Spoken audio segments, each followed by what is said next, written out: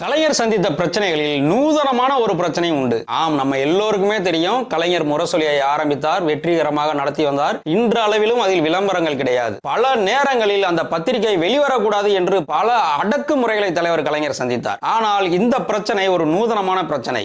அது என்னவென்றால், 1960களில் பத்திரிகை பிரிண்ட் செய்வதற்கு அந்த காகிதம் வாங்க வேண்டும் என்றால் கோட்டா முறை இருந்தது. அரசிடம் இவ்வளவு பத்திரிகைகள் எங்களுக்கு விற்பனை ஆகிறது, இவ்வளவு காகிதங்கள் வேண்டும் என்று விண்ணப்பிக்க வேண்டும். ஆனால் அப்போது அதிலும் பெரும் ஊழல் நடந்து கொண்டிருந்தது. அது என்னவென்றால், ஒரு சில நாளேடுகள் தங்களுடைய விற்பனையை உயர்த்தி காட்டி அரசிடம் இருந்து அதிக அளவில் காகிதங்களை பெற்றுக்கொண்டு அதை கள்ளச்சந்தையில் விற்று வருவார்கள். கலைஞரை போன்று உண்மையான பத்திரிகை நடத்தும் நண்பர்களுக்கு அது மிகப்பெரிய சவாலாக இருந்தது. ஏனென்றால் முரசொலி நாளுக்கு நாள் வளர்ந்து கொண்டே இருந்தது. ஆனால் அவ்வளவு பேருக்கும் கொண்டு சேர்க்க காகிதங்கள் கிடைக்கவில்லை. இதனால் அவர்களும் வெளி மார்க்கெட்டில் வாங்க வேண்டியிருந்தது. கலைஞரின் முரசொலியிலோ விளம்பரம் கிடையாது. நமக்கே தெரியும் பத்திரிகைகள் எப்படி நடக்கின்றன என்று. வார வாரம் சினிமா நியூஸ் போடுவாங்க, அவ்வப்போது சினிமா நியூஸ் போடுவாங்க, நிறைய விளம்பரம் வரும், நடு பக்கத்தில் கவர்ச்சி படம் போடுவாங்க, இப்படி எல்லாம் சம்பாதிச்சு ஓட்டிக்குவாங்க. ஆனால் தலைவர் கலைஞரின் முரசொலியில விளம்பரமே கிடையாது. அந்த காலகட்டத்தில் அதை நடத்த எவ்வளவு கஷ்டப்பட்டேன் என்பதை தலைவர் கலைஞர் எப்படி சொல்கிறார் என்றால், நானும் முரசொலி மாறனும் சினிமாவில் சம்பாதித்ததை எல்லாம் முரசொலி விழுங்கி வருகிறது.